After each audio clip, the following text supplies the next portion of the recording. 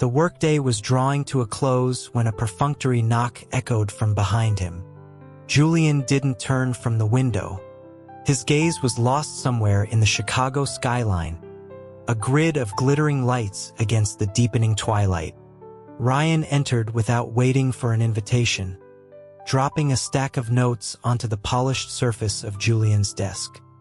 He mentioned that he had procured the bar review notes Julian had asked for, a collection from some of the brightest recent graduates.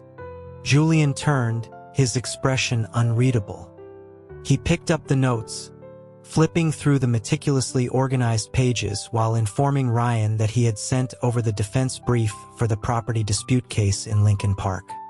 He asked if Ryan had reviewed it. Ryan confirmed he had, stating there were no issues. His eyes drifted to a small, freshly trimmed plant on Julian's desk, a slight smile playing on his lips. He questioned Julian's new hobby of trimming office plants, calling it a rather dull pastime. Julian glanced at it, explaining simply that one side had grown too long and needed tidying. Ryan offered his own assessment, suggesting that the plant their assistant had chosen looked more like a common weed.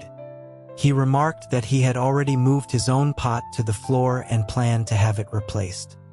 Julian, however, expressed that his was fine as it was. He gathered the notes from Ryan, adding them to a small pile he had collected himself. He then inquired if Ryan had set aside a copy for Harry. Ryan said he had, allowing Harry to photocopy the sections he needed. He added his personal opinion that besides the practical analysis portions, the rest was unlikely to be of much use. He had observed that Harry's grasp of the general knowledge sections seemed solid enough. Popping a mint from a tin on Julian's desk, Ryan boasted about his own bar exam score of over 450. He questioned why Harry would need to pore over notes when he could simply ask him, a top-tier lawyer, directly. Julian let out a soft sigh. He explained that Leo hadn't looked at a law book in 3 years and his foundational knowledge was likely rusty. Trying to cram everything from scratch would be an impossible task. Julian had asked Leo about his score from 3 years prior. The first section had been his downfall, while the other 3, particularly the practical analysis, were quite strong. He remembered their study sessions back in college, how Leo always struggled a bit with the broader knowledge sections, unable to retain the less intuitive facts. Back then, Julian had been confident Leo's luck would pull him through, so he'd given his own notes away to a younger student after the exam. When Leo had casually asked about them a few days ago, a pang of regret had hit Julian. Looking back, Leo had relied on his notes for every final exam throughout their 4 years of college. Perhaps it was a dependency born of habit. Fearing Leo might feel unsettled, Julian had decided to compile a new set for him. He believed the most efficient method was to provide a solid framework and then let Leo use the notes to focus on high-yield topics. Ryan's tone was teasing as he suggested that if Julian had just gotten together with him sooner, he could have dragged him to the exam by the scruff of his neck instead of letting him waste 3 years. Julian countered that such things couldn't be forced. He felt the timing now was perfect. Although he had offered some hints and guidance, 3 years had passed, and Leo's decision to try again was his own, proving his genuine desire to enter the profession. In Julian's view, personal motivation was the most critical factor for success. Ryan just smirked Julian not to spoil him. Then, a wicked glint appeared in his eyes. He asked how the yogurt reward had gone last time, questioning if they had fun and if he should plan something different for the upcoming weekend. Julian was genuinely confused. What did he mean by how did it go? Ryan paused, taken aback. He asked if they hadn't done it. Julian's confusion only deepened. He had given Leo a cup of yogurt. He asked what else there was to do with it. Ryan listed the possibilities, suggesting, for example, a kiss while sharing the yogurt. It was then that Julian finally understood the true meaning behind the penalties and rewards Ryan had proposed during their hot pot dinner. No wonder Ryan had sent him a private message that day, asking what kind of reward he wanted to give Leo for a correct answer. Seeing yogurt in the fridge, Julian had simply said to give him a cup of yogurt. With Ryan's prodding, Julian's mind flashed back to the moment. When he handed the yogurt to Leo, Leo had also asked, "Just eat it like this." He had replied, "What else? You want me to feed it to you?" Leo had seemed to freeze for a second, his expression strange, almost disappointed. Could it be that Leo had also been expecting something more? The thought sent a faint blush creeping up Julian's neck. Ryan stared at his reaction, his voice filled with disbelief. He exclaimed that he couldn't believe Julian, a high-powered attorney, was so innocent. Julian quietly asked him to lower his voice. He calmly took a sip of water, then tried to regain his composure by asking what game Ryan had been playing when he suggested Harry's penalty be doing the dishes. Ryan glanced nervously over his shoulder. Seeing no one nearby through the frosted glass of the office, he leaned in and whispered for words. "Only wearing an apron." Julian nearly choked on his water. He muttered that they were unbelievable. Ryan found Julian's reaction baffling. He argued that it was just normal couple behavior. He pointed out that Leo had already admitted they were together, so what were they doing if not exploring their relationship? He asked if they were aiming for some kind of platonic love. Julian started to protest, but then he remembered a bizarre text from Ryan after the hot pot night, asking if he was a top or a bottom. He connected it to Leo's odd behavior lately and looked sharply at his friend, demanding to know what they had been talking about in private. Ryan held up a hand defensively, declaring that, for the record, Leo had approached him for advice. Julian was stunned. Leo had actively sought advice?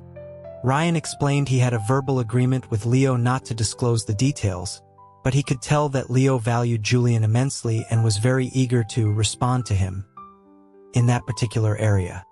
He finished with a suggestive hum. A tremor went through Julian. He pressed Ryan, asking if he had also given Leo the files he had shared. Ryan confirmed he had given them to him last Saturday. He seemed genuinely perplexed, asking why Julian would share those resources if he hadn't understood the private materials comment. He had assumed Julian wanted Leo to see them. Julian maintained a look of pure innocence, as if to say, "Wasn't that the intention?" Ryan was exasperated. He questioned why he would show Leo a video of someone who looked so much like him being manhandled by some tough guy. He admitted he had only glanced at it himself before thinking Julian was truly ruthless, wondering where he had even found such a thing. Julian defended himself, insisting it wasn't him and that the person in the video looked nothing like him. He only had that one video, shared by a roommate during his sophomore year of college. That roommate had been the only person to ever notice his feelings for Leo. Julian had suspected they were of the same persuasion, but it was an unspoken understanding between them. Ryan, twitching his lips, decided not to argue a subjective point. He asked instead if Leo had shown any changes recently. Julian frowned in thought. Actually, Leo had been different over the past couple of weeks. The first week after moving in, he had been a bit withdrawn, closing his bedroom door while studying and avoiding direct eye contact. Even after acknowledging their relationship, that night Leo had again said, "Just give me a little more time." Julian had assumed things were moving too fast, making Leo anxious. He worried Leo might regret it or feel uncomfortable, so he had offered some gentle reassurances. After so many years alone, Julian was used to the role of a secret admirer. He too was adjusting to life with a partner. Last night, Leo had studied late again. After weeks of this routine, his energy was clearly flagging. The 6:30 a.m. alarm didn't wake Leo, but it startled Julian. He watched Leo groggily reach for the snooze button and, acting on impulse, Julian reset it for half an hour later. He didn't go back to sleep. Instead, he quietly took Leo's hand, lying on his side and just watching him for a long time, soaking in the quiet beauty of having him there. More than once, he fought the urge to lean in and kiss Leo's sleeping lips, but the fear of waking him held him back. He remembered how, just a short while ago, Leo would sneak glances at him, his eyes seeming to radiate a raw, palpable heat. He often complained about being hot, sometimes taking a second shower before bed. With summer approaching, Julian had attributed it to the rising temperatures and had turned on the AC, which seemed to help. But in the last few days, Leo had become distant again, a new, unreadable emotion in his expression. Julian couldn't tell if it was shyness or something else. They had done nothing, not even kissed since that one time on the day of the summer solstice. Thinking back, this new behavior seemed to have started last Saturday night. Julian hadn't thought much of it, maintaining a normal demeanor, wanting to give Leo space to adjust to living together. The future could wait. Even if nothing more happened, it was okay. But he had never imagined that Leo was secretly undertaking his own advanced studies. Sipping his water, Julian vaguely told Ryan that there had been a slight change. Ryan stroked his chin, remarking that progress was slower than he'd anticipated. Julian cleared his throat. He asked Ryan why he was so invested in their business. Ryan claimed he was just happy for Julian, seeing his long-held crush finally come to fruition. He urged him not to dawdle, to seal the deal so Leo couldn't grow wings and fly away. Julian murmured his agreement, though he didn't share the sentiment. If their feelings weren't mutual, what was the point of physical intimacy? Hadn't Leo been with his ex-girlfriends? Breakups still happened. Julian set down his cup and looked at Ryan. Was there anything else? Ryan caught the hint of dismissal and grumbled under his breath about being used and discarded. He turned to leave but paused at the door. He added that he had one more question about Julian's earlier best of both worlds comment, asking if it meant he was versatile. Julian's tone was sharp. What does that have to do with you? Ryan was silent. He supposed it didn't. He took a step, then turned back again. Before he could speak, Julian cut him off with a patient sneer. Even if I were a bottom, there's zero possibility for us. Please do not defile our pure friendship, Ryan retorted indignantly. I have no other intentions toward you. Then what are you hovering for? Sunday's quiz, Ryan said in a low voice. Make it about antitrust disputes. The penalty is handstands. Handstands? What new form of torment was this pervert planning for Harry? Julian felt his mind needed a cleansing after talking to Ryan. He swept the stray grass clippings from his desk, tried to calm his thoughts, and began organizing the review notes for Leo. As he flipped through a couple of pages, an irrepressible curiosity bloomed within him. What was Leo thinking right now? How would a straight guy react to watching a video like that? Was his receptiveness okay? An unexpected phone call shattered his thoughts. He glanced at the caller ID on his screen, and his face hardened. He hesitated for several seconds before answering. Mom. Julian, a calm, controlled voice came through the line, yet the tone was that of a superior issuing a command. It's been a long time. I was starting to think you wouldn't pick up this time either. I'm busy with work. You can text me. The woman on the other end gave a short, dry laugh, remarking that a text from him usually took 2 days to get a reply. What do you want? Julian's brow furrowed. You're my son. Do I need a reason to call you? Silence stretched between them for a few moments before she spoke again. Your father, he's in Chicago for a conference. He heard you were here and wants to see you. Father? Julian's frown deepened, a sense of alarm rising. Which one are you talking about? There was a slight hesitation on the other end. Your biological father. A jolt went through Julian. He gritted his teeth. I'm not seeing him. Julian, he cut her off. Mom, we've had this conversation many times. I've told you, I have only one father in the eyes of the law. I don't care what biological connection I have with that other person, or what benefits he can offer me. I will not accept it.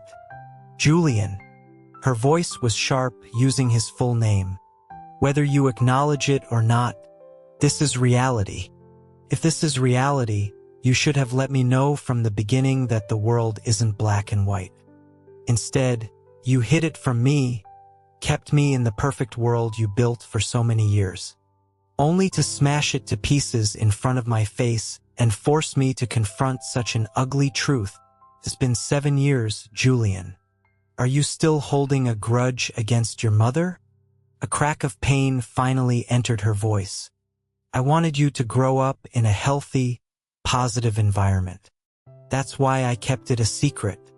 I wanted to wait until you were more mature, to tell you slowly so it would be easier for you to accept. What did I do wrong? Will you ever learn to grow up? Don't say any more, Mom. Julian gasped for breath, his voice a mixture of plea and threat. Don't make me feel like my very existence was a mistake. After hanging up, Julian still felt breathless. He buried his head in his hands, slumping over his desk to steady himself. Every time he had this conversation with his mother, he was transported back to the evening after his final college entrance exams, the moment he learned the truth. At first, he had only recognized who his mother was talking to on the phone. It was a man he knew from childhood, a familiar uncle who was much older than her and had become a powerful figure by the time Julian was in high school. And his mother, the woman he had always seen as dignified and righteous, who never accepted lavish gifts or bribes. The person he had admired and aspired to become. That night, she had seemed like a different person. She was meekly promising the man on the phone that she would take care of things, even eagerly telling him to please look out for Julian's future because, as she said, after all, he is your son. He didn't know the circumstances of his conception, but he suspected his mother had endured it for power and her own reputation, accepting an arrangement that included her family. He had always sensed a distance between his parents. They slept in separate rooms, their relationship more like a business partnership than a marriage. His father's attitude toward him had never been particularly warm, either. He used to think it was just his personality, only later realizing he was the only one left in the dark. His mother had once looked at him with sorrow and said, "You don't know what I've sacrificed for you." He had assumed she meant the universal sacrifices of childbirth. Only on the night he learned the truth did he understand the real weight of her words. During their arguments, she would always bring it up. "I just want to get back a little of what I deserve for the price I paid." She would insist that, as his son, he was entitled to a share of his biological father's connections and resources, seeing nothing wrong with it. But Julian couldn't understand. How could they, people who had sworn oaths with their hands on the Constitution, speak of justice and righteousness while their actions so thoroughly betrayed those principles? The pain he felt that night was 1,000 times worse than the revelation that he was in love with another man. Because that night, the faith he had built for 19 years, his unwavering belief in what was right, the ideal world he had longed to enter, all lost their foundation in an instant. Every argument with his mother was a rehash of the same conflicting principles, never once reaching a resolution. There were times when he saw the redness in her eyes, a rare display of vulnerability, and his heart would soften, and he would compromise. After graduating college, he briefly followed her advice, returning to his hometown to work in the public sector. But in less than 6 months, he found it unbearable. When he decided to resign, he also severed the future his mother had envisioned for him. Before he left, she had asked him again, "When will you ever mature?" He didn't answer, but he thought to himself that it wasn't about maturity. It was a matter of principle. It wasn't that he couldn't see the complexities of reality. He just couldn't compromise his own core beliefs. And the irony was that the strength to hold those beliefs had been instilled in him by the very family that now asked him to betray them. They had placed him on a pedestal, then demanded he not be as noble as he appeared. Fortunately, Leo had taught him another way to live in college. To find peace in the ordinary, to be a regular person. You didn't need to be in a position of power to live a clean, pure life. Julian stayed at the firm for another half hour after everyone had left. It wasn't until he received a message from Leo, who was already home, asking why he hadn't returned yet and if he was working late, that the tight knot in his brow finally loosened. He replied, "On my way." Leo texted back, asking what was for dinner and if he should order takeout. Julian suggested he would pick up a spicy hot pot from a place they liked. Leo's reply was immediate. "Okay. Get the spiciest level and add extra spam." Julian found a carrier bag, placed all the notes he had collected that week inside, and went downstairs to order the food. He walked home with a bag in each hand. Before he even reached the door, it swung open. Leo was there, exclaiming how good it smelled. Julian couldn't help but smile, asking if he was part dog to be able to smell it through the door. The darkness from the phone call lifted significantly at the sight of him. "Hey, I heard your footsteps," Leo explained, already imagining the taste of the hot pot. He took both bags from Julian so he could change his shoes. One of them was incredibly heavy. Leo glanced inside, surprised. "What is this? Don't tell me it's work for the weekend." "It's work for you," Julian said with a smile.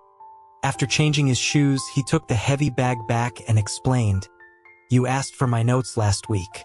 Remember?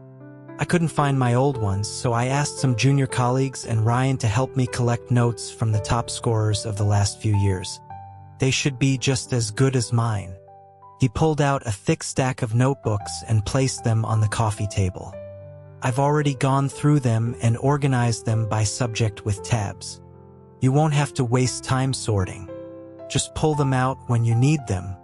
Or if there's anything you don't understand, you can just ask me."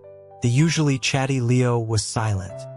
Julian found it strange and looked up, only to see Leo staring at him, his eyes filled with a deep, affectionate gaze. When Julian met his eyes, Leo looked away slightly, murmuring, "I was just asking. You really went and collected all this?" His tone was like a hook, each word tugging at Julian's heart. Suddenly remembering what Ryan had revealed, Julian's heart skipped a beat. A mix of shyness and awkwardness made him look down as well. He suggested they eat first and look at the notes later.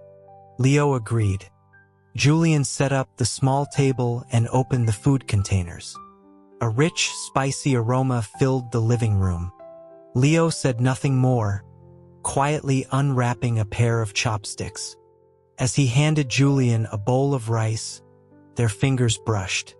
Before, they could shake hands with perfect ease, but this simple touch felt like an electric shock, and they both pulled away instantly.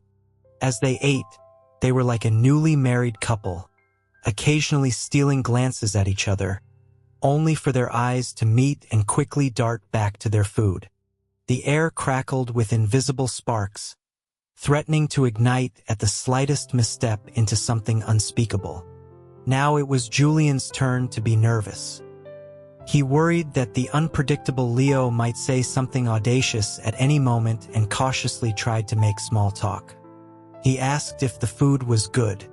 Leo mumbled that it was. Julian told him to eat more, and Leo returned the sentiment. Julian offered to get him a drink. The atmosphere was incredibly strange. Fortunately, after dinner, Leo took the notes and retreated to his room. Julian sat on the sofa, lost in thought. He was used to restraining his desire for Leo, even seeing the act of pulling him onto this narrow path as a grave sin. But at this point, debating the should I or shouldn't I was meaningless. By all accounts, Leo was signaling that he was ready. Julian sighed, his gaze deep as he looked toward the bedroom door. He decided to give him one more chance. If Leo couldn't hold back and made the first move, he would welcome him with open arms.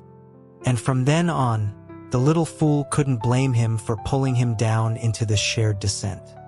On Saturday, the sky outside was a vast, cloudless expanse. Since it wasn't fully summer yet, Julian had been hesitant to leave the air conditioning on for too long, setting it to a 4-hour sleep mode. But when he woke this morning, he felt a sheen of sweat on his neck. He turned to look at Leo and saw that his face was also flushed from the heat. He turned the AC back on. On the wall in the hallway, a new electronic calendar displayed the date, a feature Julian had installed to help Leo keep track of the bar exam deadline. The corner of the screen also showed astrological advice, seasonal markers, and the indoor temperature. As Julian got out of bed, he noticed the words summer solstice and realized summer had truly arrived. It was said that the summer solstice was the day of the year with the most potent yang energy. No wonder they had both been so restless lately. Last night, after Leo had gone to his room, Julian had waited in the living room until 11 as usual before knocking and entering. He found Leo not studying, but staring blankly at the pile of notes. When Julian asked if he was tired, Leo had just shaken his head, closed his books, and gone to wash up. Once in bed, he had tossed and turned for a long time. Julian sensed it but didn't dare to speak. He was afraid that a single word or gesture from Leo would be an overwhelming temptation, one he couldn't control. So they had slept, each lost in their own thoughts. Looking at Leo's sleeping face now, Julian sighed silently, unsure whether to feel regret or relief that Leo had escaped another night. Perhaps due to the new study routine, Leo had developed a habit of waking up early. He didn't sleep in much longer, getting up with a yawn just before 8. The morning sweat had subsided thanks to the AC, but Leo still felt hot all over, as if a restless energy was trapped inside him. Hearing him get up, Julian brought the freshly steamed bagels out from the kitchen. When they met, Leo shot him a slightly resentful glance before disappearing into the bathroom. Julian could only smile wryly to himself. At breakfast, Julian asked him about his plans for the day. Leo, with a bagel in his mouth, mumbled that he would just be studying, not looking at him. His tone was listless, tinged with a joyless exhaustion. He swallowed and added that the bar had a new menu launching tonight, so he had to go in early. The pressure of studying had led Leo to cancel his Wednesday and Friday night singing gigs, but Saturday was non-negotiable. Julian offered to drive him, but Leo refused. He explained that it would likely be crowded, and since Julian couldn't drink, he'd just be taking up a seat. He told him to just stay home. Rejected, Julian quietly went back to eating his bagel. At 5 in the evening, Leo, dressed to the nines, left for the bar. The moment he arrived, he asked Ken to make him the same drink he'd had last time. To showcase the new menu, Ken had used a triangular cocktail glass. The drink, a vibrant red, looked like a blooming flower. The glass was small, both aesthetically pleasing and cost-effective. As Ken handed it to Leo, he began to explain his artistic choice, only for Leo to down half the flower in one gulp. Ken's speech died in his throat. He cried out in frustration that that wasn't how you were supposed to drink it. Leo set down the half-empty glass without a word. Ken finally caught on, asking what was wrong and if he was in a bad mood. After a full minute, Leo said resentfully, "I just don't get it. I've been so obvious. How can he still not react?" He was staring straight ahead, and it was unclear if he was talking to himself or to Ken. Ken was confused. As he was about to offer a random response, Leo picked up the glass and finished the other half of the flower. He then nudged Ken with his elbow and complained, "Why is there so little in one glass? It's gone in 2 sips." Ken realized the guy hadn't been treating him as a person from the start. Annoyed, he grabbed a wide, no-nonsense flat-bottomed glass and mixed him a much larger drink, thinking, "Drink yourself sick for all I care."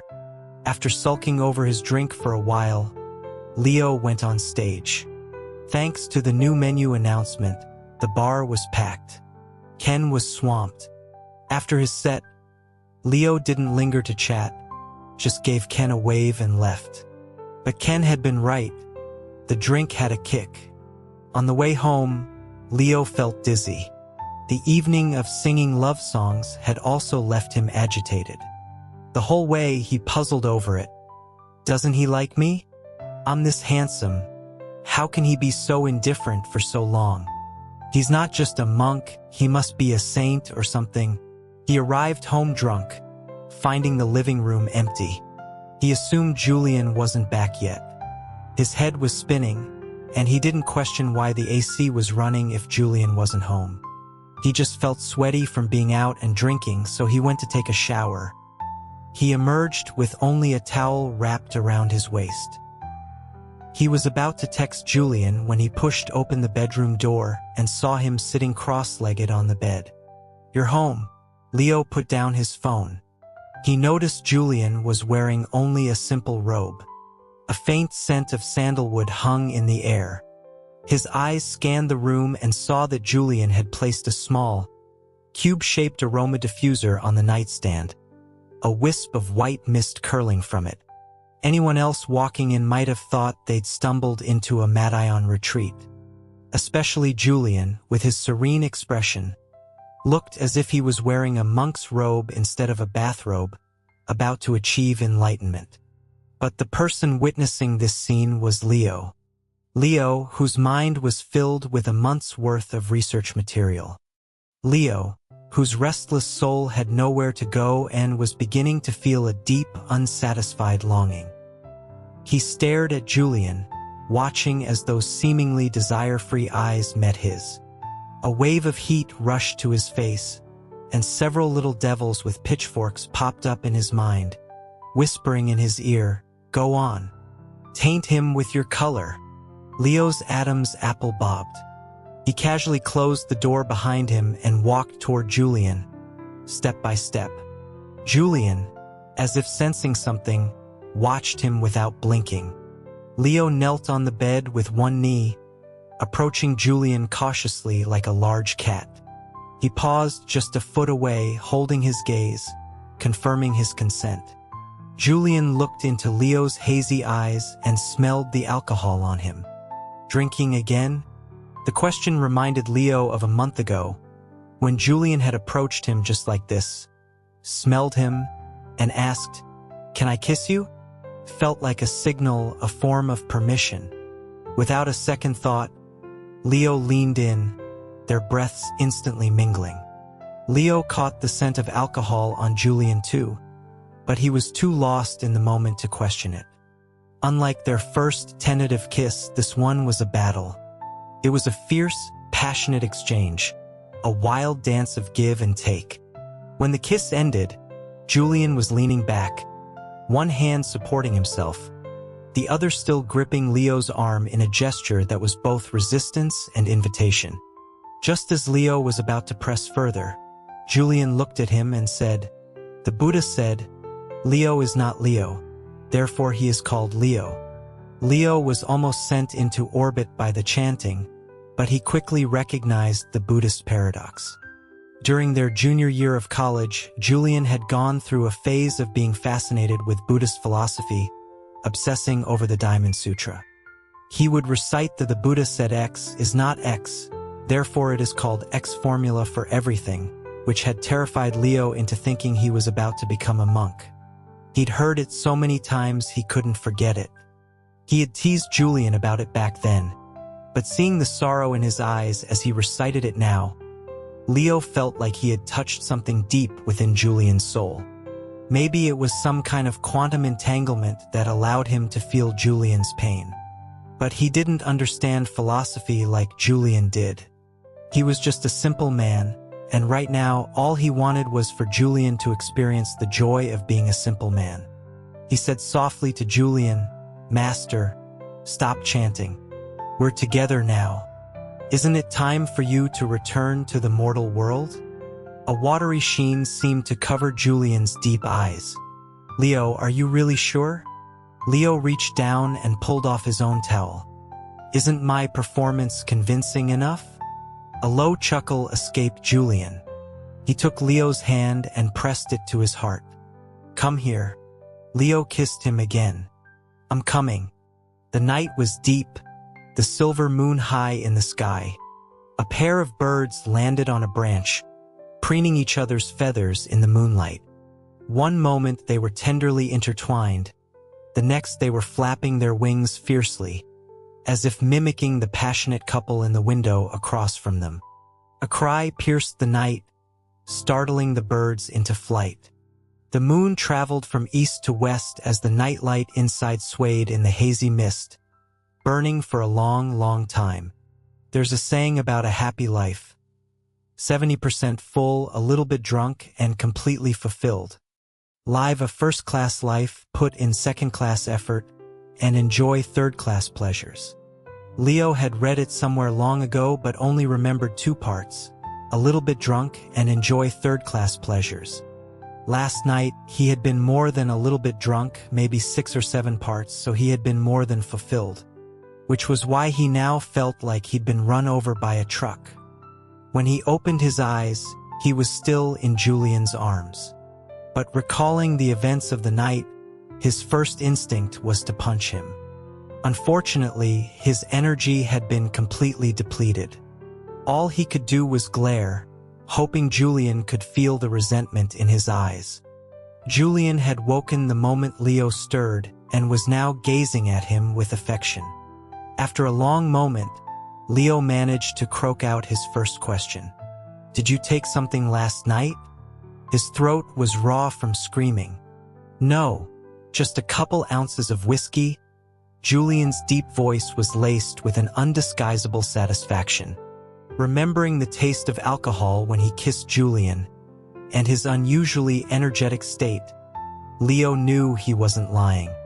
But he was still shocked by Julian's stamina. He remembered Ryan in their group chat praising Julian's 35-minute performance as impressive.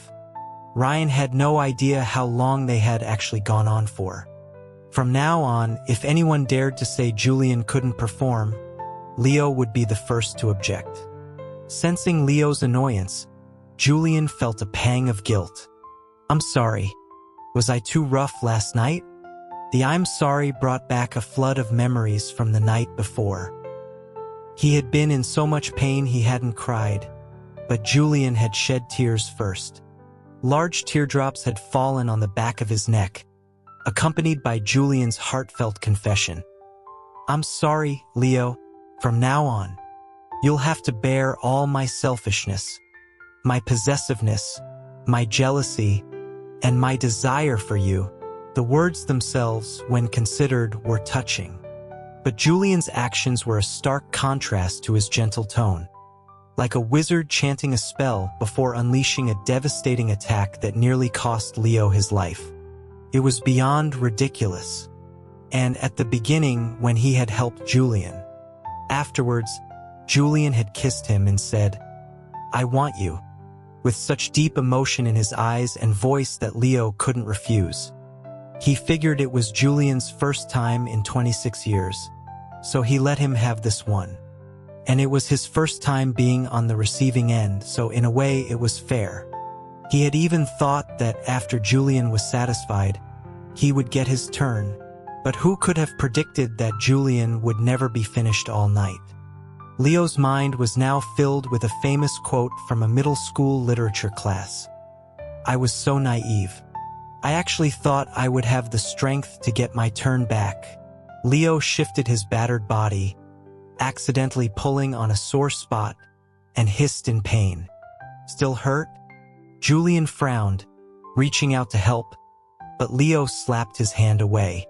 What do you think? Leo was furious. How many times did I tell you to stop last night and you just kept going? But you were also... Was that pleasure? Leo was like a cat with its fur on end. If his body wasn't so weak, he would have scratched Julian's face. I was numb. My body wasn't my own. After his outburst, Leo grimaced and got out of bed, heading to the bathroom alone. Julian tried to help him but was waved away with a snarl. Get away from me, I can walk. Leaning against the wall, he inexplicably remembered Julian cornering him here not long ago and saying, You're the one who will suffer. It was true. He swore to himself, if he ever actively seduced Julian again, he was a dog. Julian followed him with a slight frown, stopping at the bathroom door. He said in a low voice, I already cleaned you up with a warm towel while you were sleeping last night. Leo slammed the door with enough force to take it off its hinges. Only then did he start a frantic internal monologue. Shit, shit, shit. It hurts so much. You can't trust a monk's first time to have any technique. That beast Julian always acts so pure and virtuous. I really fell for his act. Leo sat on the toilet, feeling the urge to go but unable to produce anything. The sensation was worse than the first time he'd eaten an insanely spicy hot pot. After a few futile moments, he gave up. The thought of going to work tomorrow filled him with despair. He hoped it would be better by then. They had been up so late that they both overslept. When Leo finished washing up, it was already past 10. Julian had slept in with him and hadn't made breakfast. While Leo was washing his face, Julian ordered 2 beef and egg congees and some side dishes.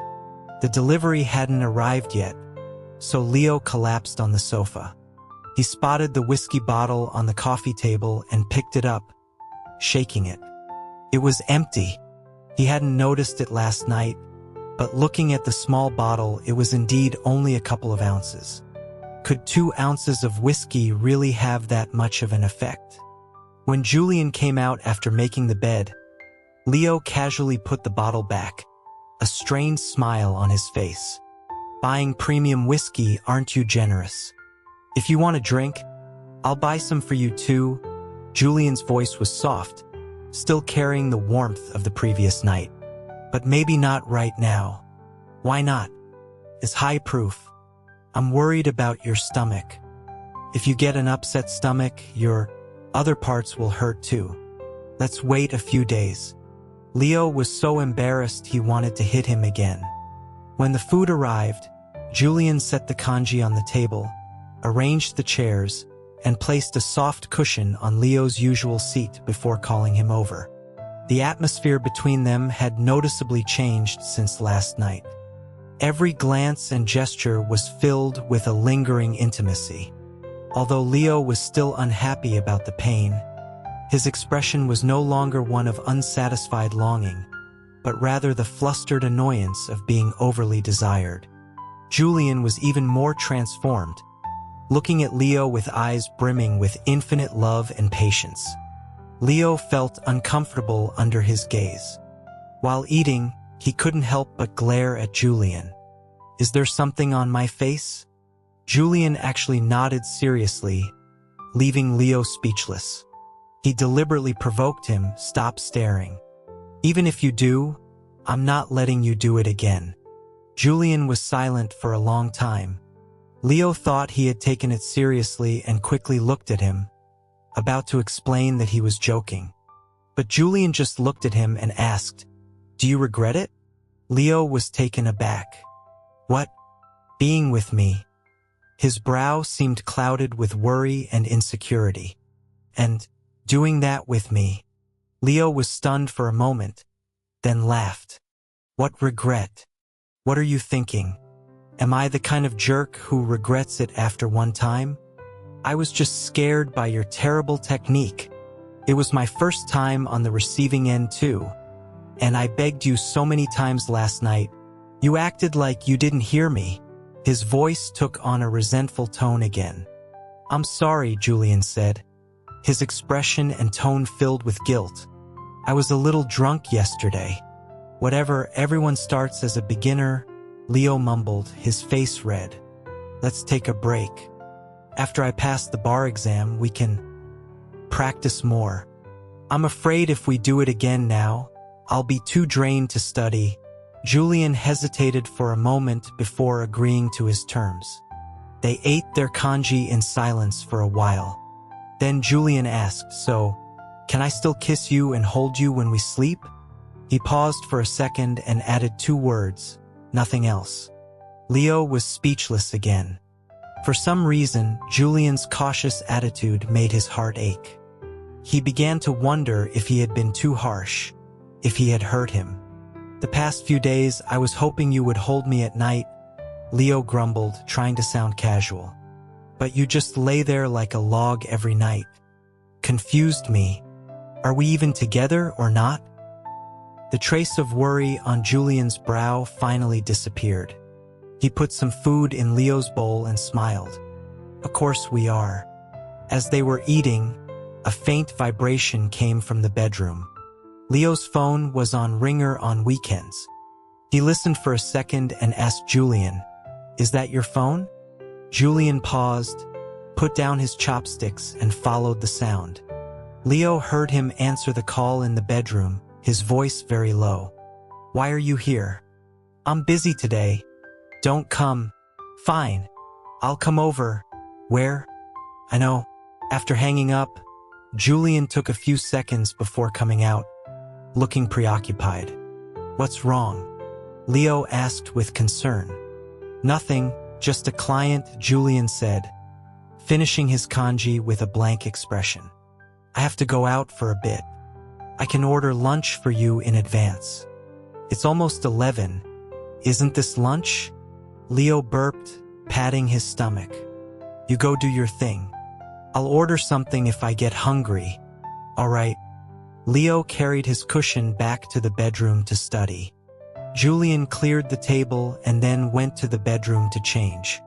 He put on a black shirt, trousers, and a blue plaid tie, looking like he was going to meet an important client. Leo watched him from the side. He wondered if it was because their feelings had deepened after last night, but he found Julian even more handsome than before. Julian glanced at him. Before leaving, he walked over, leaned down, and asked for a kiss, murmuring, "I'm going. Wait for me to come back tonight." "Go, go," Leo said with a laugh, shooing him away. So clingy. After putting on his shoes and stepping out, Julian looked back through the open door one last time.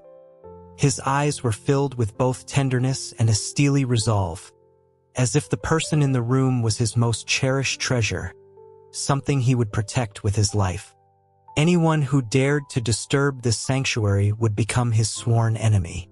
The night's events left Leo feeling drained and unfocused during his review. He couldn't sit for more than a few minutes without his backside aching.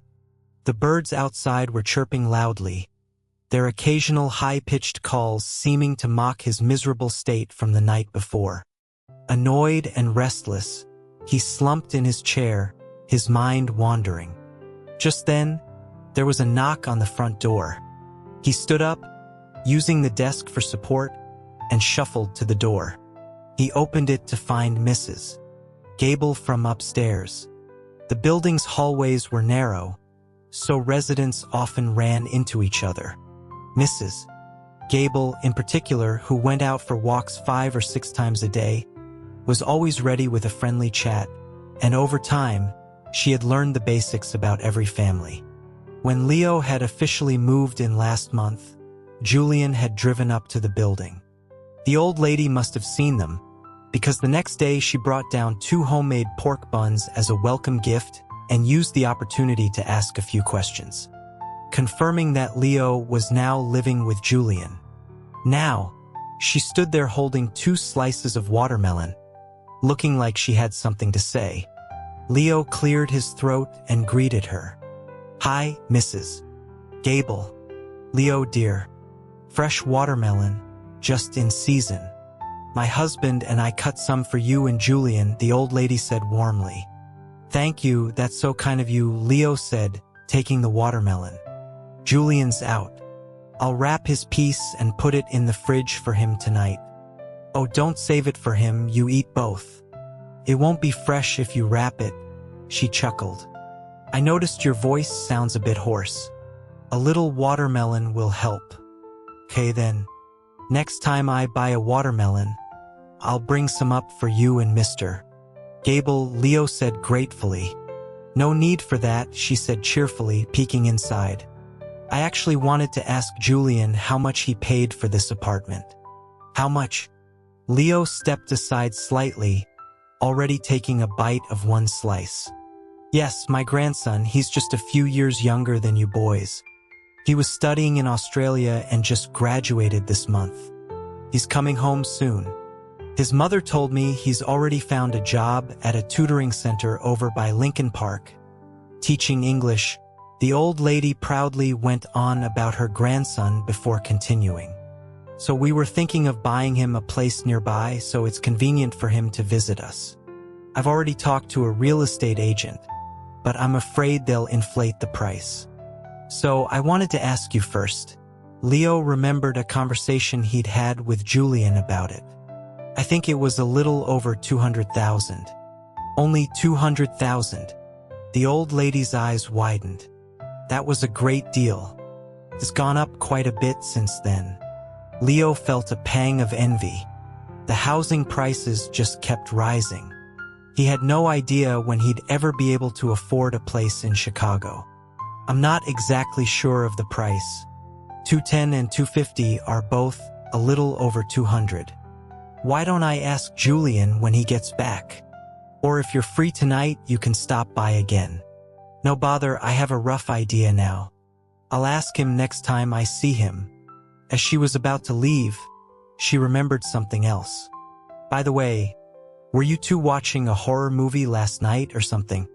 My hearing isn't what it used to be, but my husband said he heard one of you screaming all night." Leo's face turned the color of the watermelon in his hand. "That..." He looked down at the slice, trying to come up with a lie. "Yes, we were watching a horror movie. Julian gets really scared." The old lady smiled knowingly. "You young people shouldn't stay up so late playing around. You need to get to bed earlier." "Yes, of course. It won't happen again," Leo said, embarrassed. After closing the door, Leo cursed Julian under his breath. He looked at the red flesh of the watermelon and was reminded of the red he had seen on the toilet paper that morning. He lost his appetite for the second slice, wrapped it up, and put it in the fridge for Julian. He went back to his room to study but soon felt drowsy. He lay down on the bed to take a nap. When he woke up, it was already 4:30 p.m. Julian wasn't back yet. He checked his phone and saw several messages from him, sent at different times. "Julian, have you had lunch?" "Julian, I ordered you some roast duck over rice. I told the delivery guy to leave it at the door. Grab it when you see this." "Julian, don't sit for too long. If the food is cold, heat it up in the microwave before you eat." "Julian, still studying?" "Julian, are you asleep?" Leo, still lying in bed, replied with a voice message. "Yeah, just woke up from a nap. I'm practically disabled thanks to you.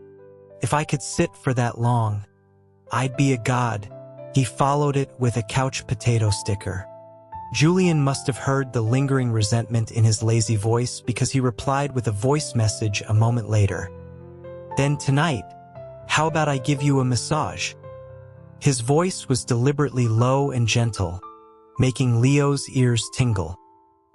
His mind flooded with images of Julian's tearful confession from the night before, and even the normal word massage now sounded sensual after all the unspeakable rubbing from the previous night. Leo's face flushed. He switched to typing, "Where are you planning to massage?" "Julian, wherever you're sore." Shit, did he even need to say where he was most sore? That old pervert. Just as he was mentally cursing him, another message came through. "I don't mean there. I mean other places." Leo was speechless. It would have been better if the bastard hadn't clarified. The old apartment building had decent residents. When Leo opened the door, the roast duck was still hanging safely on the doorknob. It had been 5 or 6 hours since he'd had the congee, and he was genuinely hungry. He brought the food in, took a picture, and sent it to Julian, saying he'd gotten it. He heated it up as instructed and then asked Julian when he'd be back, worried that eating now would spoil his dinner. "Julian, I probably won't make it back for dinner either. I'll be home by 9 at the latest. Be good. I'll bring you a late-night snack." So be it. They both had their own busy lives, and Leo wasn't the needy type. He had just asked casually, but Julian's reply made him feel like a pouting girlfriend asking for comfort. "Be good, really?" Leo smiled. He didn't even realize that his lips had been curved upwards ever since he started texting Julian. A moment later, another message came in. "It's my turn to post a question in the study group tonight. You might want to review property law and property dispute cases." Leo was surprised. He quickly finished his food and went back to his room to study. After napping all afternoon, he felt refreshed and sat there studying until Julian returned. Julian was punctual. He said 9 at the latest, and he walked in at 9 on the dot. Leo rubbed his numb backside and went out to greet him. Julian was carrying 2 bags and looked exhausted, but his eyes lit up the moment he saw Leo. "Hungry? I brought you a bowl of seafood congee," Julian said as he took off his shoes and placed the bags on the coffee table. He started unpacking the containers. It was freshly made from the restaurant. The aroma drew Leo closer. He peeked inside and exclaimed, "Oysters too?" "Yeah, garlic-flavored. They smelled amazing when they were fresh, but it was a long cab ride back, so they're probably a bit cool now," Julian explained in a low voice. The words were simple, but the expression on his face, the slight inflections in his tone, all conveyed his deep care for Leo. Even though he had been out working on a weekend, his thoughts were still with him. Wanting to bring him the best food, worried that it wouldn't be perfect by the time it reached him. Leo was touched. He looked at Julian, who noticed his gaze and paused what he was doing. He suddenly put down the container of oysters and pulled Leo into an embrace. Leo froze. "What's wrong?" He smelled a faint, elegant lily-like perfume on Julian and guessed he had been meeting with an important female client. Julian didn't speak for a long time. Leo felt a little lost and awkwardly wrapped his arms around him. Joking, "Don't tell me you missed me that much after just half a day?" Julian buried his face in Leo's neck, inhaling his scent deeply, before murmuring a soft yeah. Leo was taken aback by his rare honesty and laughed. "You're so clingy. It's not like I was gonna run away while you were gone." As he said this, he felt Julian's arms tighten around him. Leo was speechless. Was Julian really afraid he would leave? He felt a mix of emotions and rested his chin on Julian's shoulder, patting his back soothingly. "I'm here, aren't I? I gave up my apartment. Where would I go? Live at the bar?" Julian's voice was muffled. "You still have over 10,000 in savings." Leo didn't know whether to laugh or cry. "You want me to hand over my bank card for you to manage? Attorney Julian? Mr. President?" He tried different titles. When Julian didn't respond, he tried another one. "Boyfriend?" Then he added, "You haven't even made me feel good in bed yet. Don't think you can get away with it that easily." At that, Julian finally let out a muffled laugh. He loosened his arms and kissed Leo's temple and cheek before looking into his eyes, his own filled with apology. "I'm sorry. Don't you dare say, 'I'm sorry' again." Every time Julian had said it last night, it was followed by a sharp pain. He was starting to get PTSD from those words. Leo awkwardly changed the subject, gesturing to the food on the table. "Let's get some chopsticks and eat. Let me get a couple of small bowls." Julian went to the kitchen and returned with 2 bowls of seafood congee, one for Leo and one for himself. "You've already eaten, right?" Leo eagerly opened the oyster container and tried one. So fresh. "I ate a little, saved my appetite to have congee with you," Julian said, watching him. Leo ate happily. Worried that Julian was still overthinking things, he gestured with his chopsticks. "Look, being with you, I have someone thinking about my 3 meals a day. If I left, where would I find such a thoughtful chef?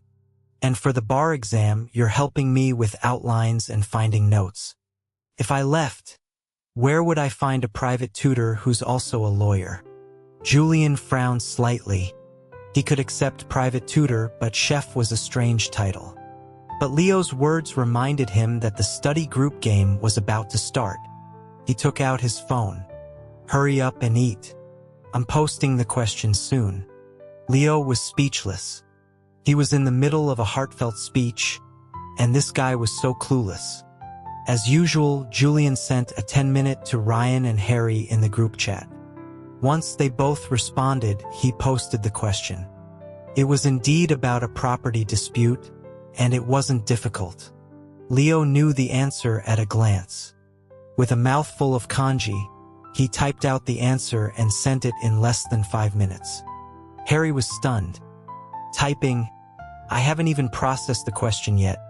How are you so fast?" Leo smirked and sent a "The master has it all under control" sticker. While teasing Julian, "Examiner Julian, isn't this against the rules? Don't give me a heads up next time. I would have gotten it anyway." Julian just smiled and nodded. In the group chat, Ryan was already scolding Harry. 5 minutes and you haven't even reacted. This just shows how weak your knowledge is in this area. Who's going to give you 5 minutes per question in the actual exam? Just accept your punishment." He then tagged Julian, asking for a suggestion.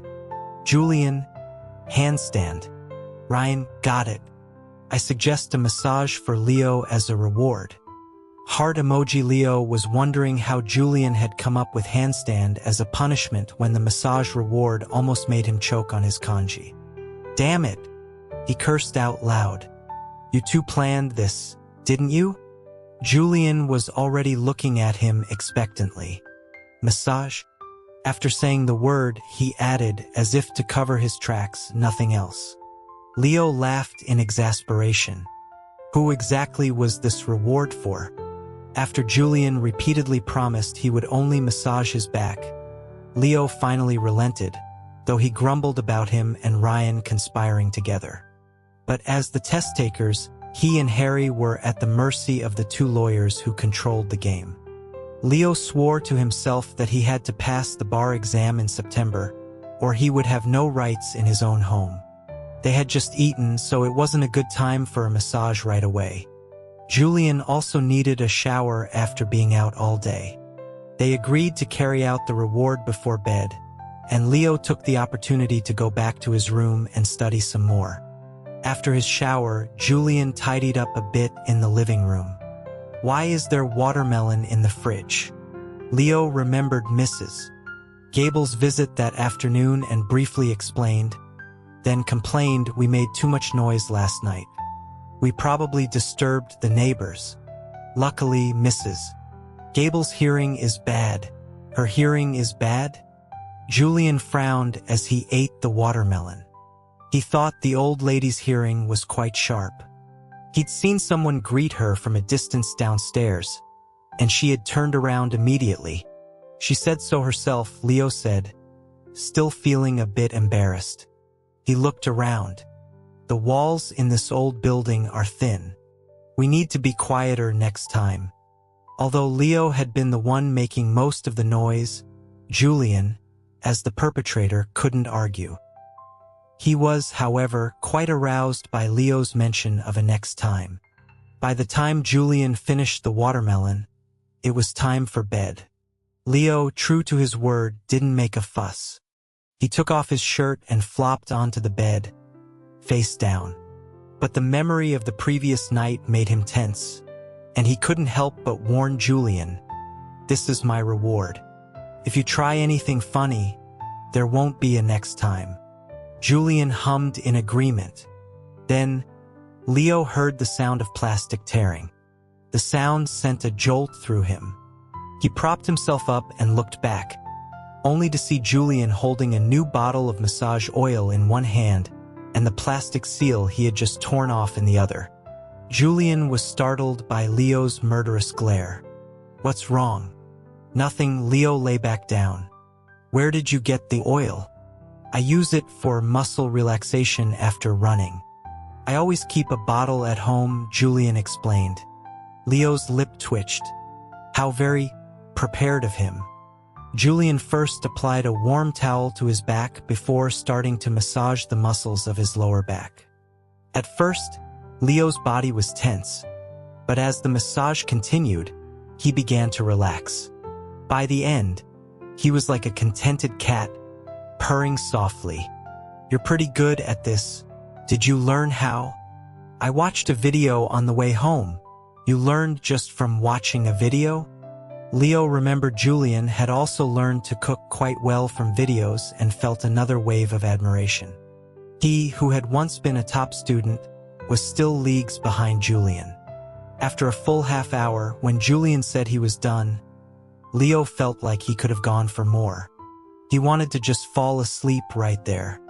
But when Julian returned from washing his hands and slid into bed next to him, he became more alert.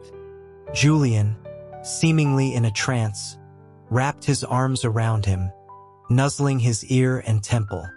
Although he had given Julian permission to hold him, this level of affection made him a little uncomfortable. He laughingly pushed Julian's face away. "Mr. President, I never realized you were clingier than me." Julian looked at him with adoration. "I was never in a relationship with you before." Leo was taken aback for a moment, then smiled and moved his hand to the back of Julian's head, ruffling his hair like he was petting a dog. All right. This clingy version of Julian was a new experience, giving him a sense of being needed that he had never felt before. "But this," Leo nudged him with his knee, teasing, "Can you move it a little? If I were an innocent maiden, I'd think you had an extra leg." After a few more flirty exchanges, they fell asleep in each other's arms. On Monday morning, Julian drove him to work. Leo still wasn't fully recovered and spent the day worried that someone would notice he couldn't sit properly. He had prepared a list of excuses like constipation or diarrhea, but it seemed no one noticed. However, his boss, Becca, had been observing him. She noticed he was often reading bar exam materials during his breaks. One day during lunch, she appeared behind him with a cup of coffee. "Leo, are you studying for the bar?" Caught off guard, Leo didn't even have time to think of an excuse and instinctively said yes. To his surprise, Becca didn't scold him. Instead, she nodded in approval. "Good. The competition in this company is fierce. It's smart to be proactive and protect yourself." Leo looked at her, confused. Becca lowered her voice. "At the meeting this Monday, the GM and HR announced that starting this September, all new hires in the legal department must have passed the bar." She glanced toward the associate director's office and patted Leo's shoulder. "Study hard. Passing the exam is the only way to get promoted." Like any large corporation, their company had its share of internal politics. The legal department was small but had two leaders, Becca and an associate director named Lynn. Mr. Lynn was 36 but hadn't passed the bar. He held his position due to his years of experience and his connections with the executive director. Their workload wasn't heavy, and Mr. Lynn was mostly idle, but whenever a crucial contract came up, he would challenge Becca, finding fault with it just to cause trouble.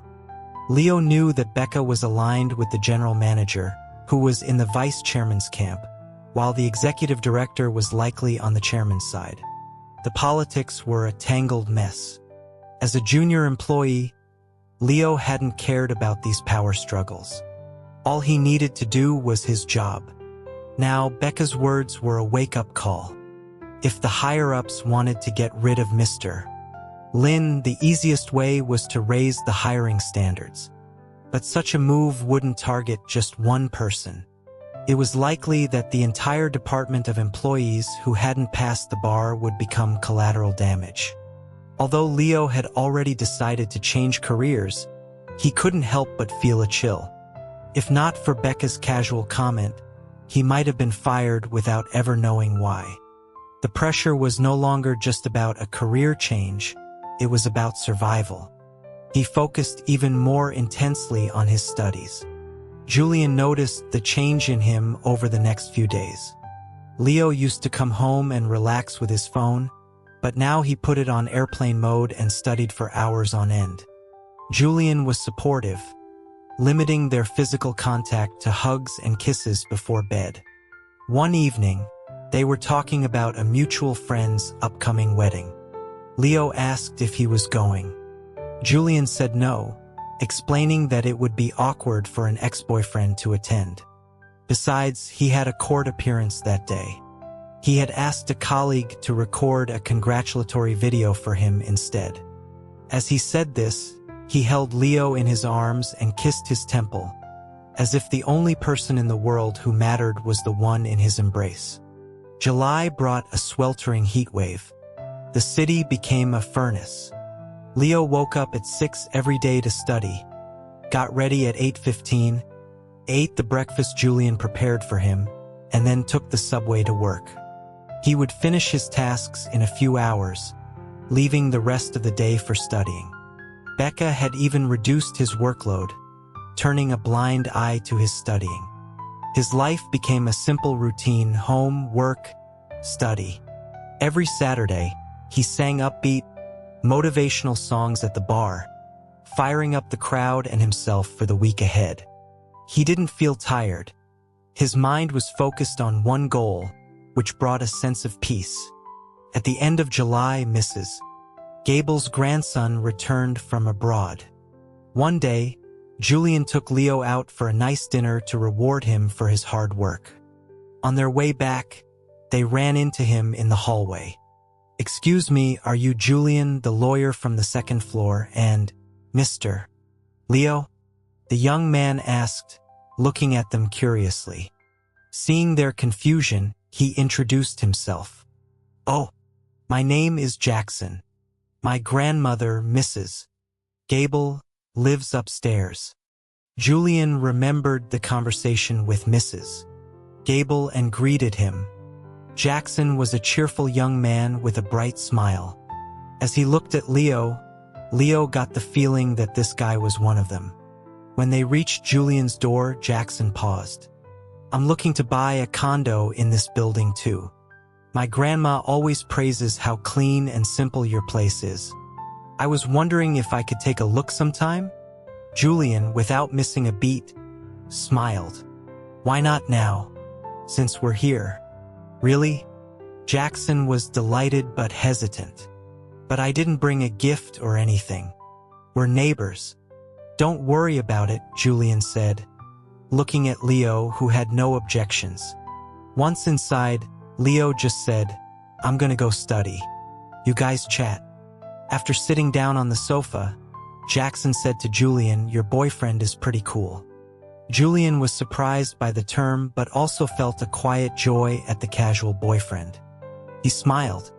He's been under a lot of pressure lately, studying for the bar. He doesn't have much time. "It's cool," Jackson grinned. "I like people with personality." The apartment was immaculate, not in a staged way, but with a lived-in cleanliness. Julian offered him a cup of tea. "My name is Jackson," he said, taking the tea. The name, Julian remarked, had a nice ring to it. Jackson was flattered, explaining that his grandfather, a history buff, had chosen it. After some small talk, Jackson got to the point. He confessed that his grandmother had been trying to set him up with Julian ever since he moved in.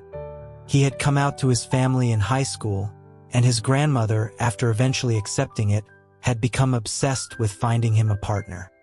Julian was stunned. How had Mrs. Gable known? Jackson pulled out his phone and showed Julian his chat history with his grandmother. "Grandma, my dear grandson, how are you? We miss you." A charming young lawyer moved in downstairs, only 26 and already a homeowner. So accomplished. Jackson, "Wow, impressive. Grandma, I found out his name is Julian, and he's single. Let me observe if he's one of us. So I'll set you two up." Jackson, "Grandma, please don't. I can find my own dates." Grandma, "Silly boy, people like you are rare. If I don't look out for you, you'll end up alone." Grandma, "My poor grandson. I brought him homemade pastries 3 times, and then today I find out he has a partner, and he's incredibly handsome.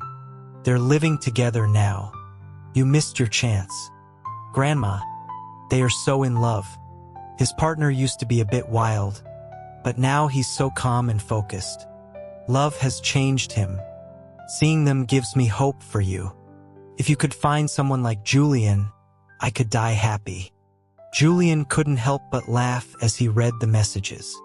Jackson apologized for his grandmother's meddling. Julian assured him it was no problem, just a shame about all her effort. In the bedroom, Leo was trying to study but could hear the low murmur of conversation and laughter from the living room. An unfamiliar nerve twitched in his brain. If that Jackson guy was really Julian's type, he stood up abruptly and walked out. Julian and Jackson looked up, surprised by his sudden appearance and grim expression. "Did we disturb you?" Julian asked. "No," Leo said, feeling an inexplicable irritation. He walked to the fridge, his back to them. "I can't figure out a case study. Put it aside for now. I'll help you later," Julian said gently. "There's orange juice and yogurt in the fridge." Leo took out a yogurt and went back to his room. After Jackson left, having exchanged contact information with Julian, the bedroom door was knocked on. "Come in," Leo said, slowly peeling the lid off his yogurt. "Which case study were you stuck on?" Julian asked, sitting on the edge of the bed. "I figured it out," Leo said, taking a spoonful of yogurt. He asked casually, "What were you two talking about for so long?" Julian explained about Jackson's name and his grandmother's matchmaking scheme. Leo's eyes widened. "That guy is one of us?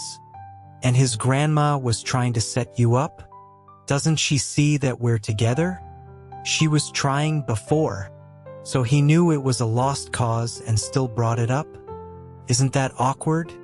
Leo got animated, forgetting about the yogurt on his spoon.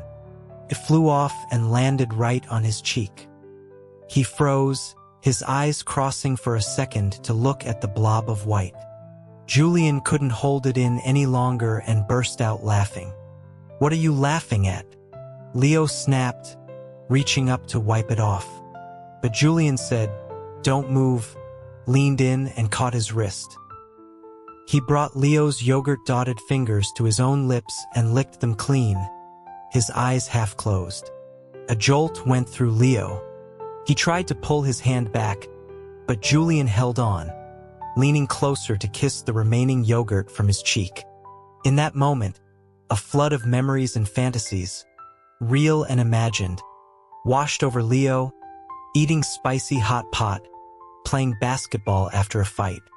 cuddling in bed for warmth, all culminating in a dizzying sense of intimacy, as if they had been lovers for years, not months.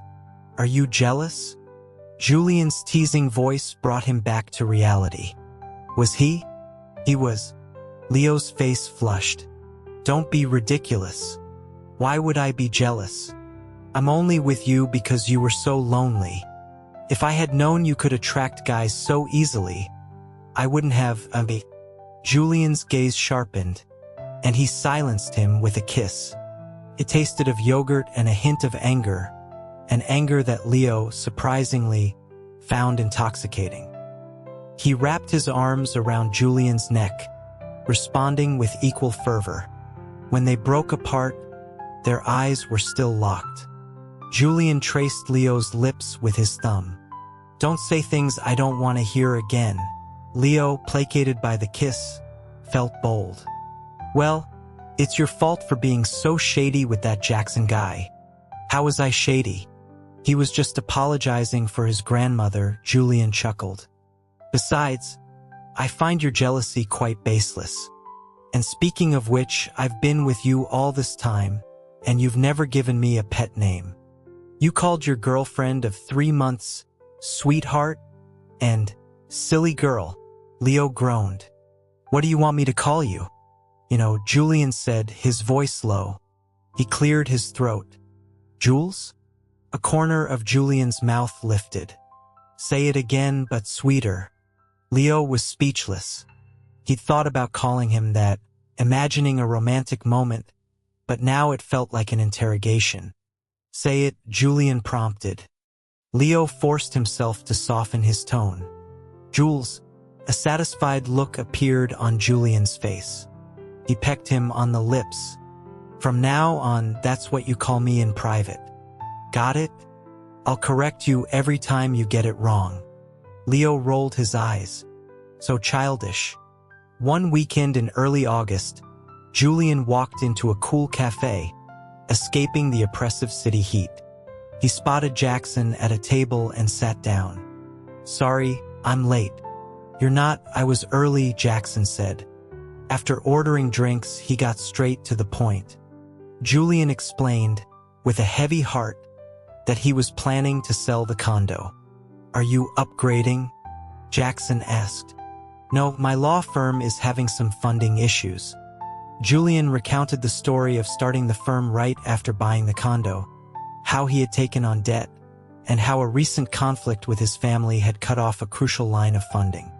Is it because of your orientation? Jackson asked, concerned. It's other things, Julian said quietly. They don't know about Leo and me. If they did, it would be much worse. But I'm prepared for that. I plan on spending the rest of my life with him. His face softened as he spoke of Leo. Condo is just a building. As long as I'm with him, anywhere is home. Jackson was deeply moved. He confessed that his grandmother had wanted to buy that very condo last year but had missed the chance. He agreed to buy it, but expressed his guilt that his good fortune was built on Julian's crisis. Julian reassured him it was just fate. There's one thing, he added. Leo's exam is next month. I don't want to add to his stress. I haven't told him about the firm or selling the condo.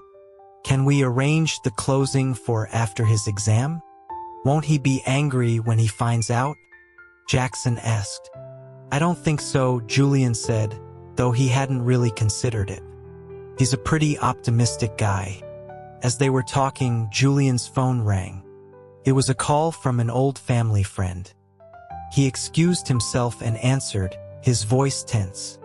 Auntie. Yes, I remember you. Where are you now? Okay, stay right there. I'm on my way. He hung up, apologized to Jackson, and rushed out. At 6:30 p.m., Leo finally looked up from his desk. He stretched, took off his noise-canceling headphones, and saw that it was getting dark. He grabbed his phone to text Julian and saw 6 missed calls. 4 from his aunt, 2 from Ken. A jolt of panic shot through him.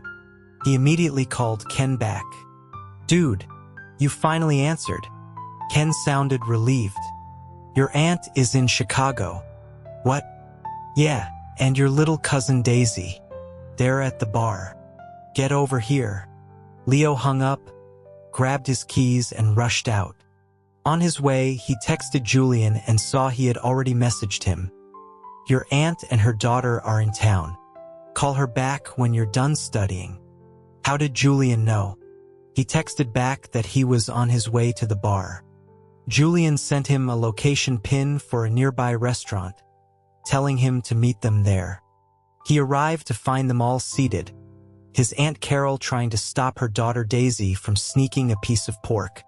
Everyone smiled warmly as he entered, and the stone in his stomach finally dissolved. He greeted his aunt and squeezed Daisy's chubby cheeks. Over dinner, he learned that his aunt had come on a whim for a summer trip with Daisy. She apologized for the bad timing, not knowing about his exam. Julian explained that he'd filled her in. Leo insisted he was happy they were there. Then Ken piped up, complaining that he hadn't known Leo had given up his apartment to live with Julian. Leo, feeling flustered, made up an excuse about it being more convenient for studying. The conversation turned to where his aunt and cousin would stay. Julian suggested a short-term rental apartment nearby for safety and convenience, especially since he and Leo were busy. Ken immediately offered his own small apartment, promising to sleep at the bar. After some debate, they decided to check out Ken's place the next day. For tonight, Julian had already booked them a room at a nearby hotel. After dinner, Julian and Leo walked Carol and Daisy to the hotel. After making sure the room was clean and secure, Leo said his goodbyes, promising to have Ken show them around while he studied. Just as they were leaving, his aunt pulled 2 large jars from her bag. Your grandmother made pickled radishes. She knows they're your favorite. She handed one to Leo and, after a moment's hesitation, gave the other to a delighted Ken. After leaving the hotel, Julian drove them home. The car was quiet for a while before Leo finally broke the silence. Something's up with my aunt, he said, staring out at the passing city lights. She wasn't telling the whole truth. Julian glanced at him, his expression serious. I know.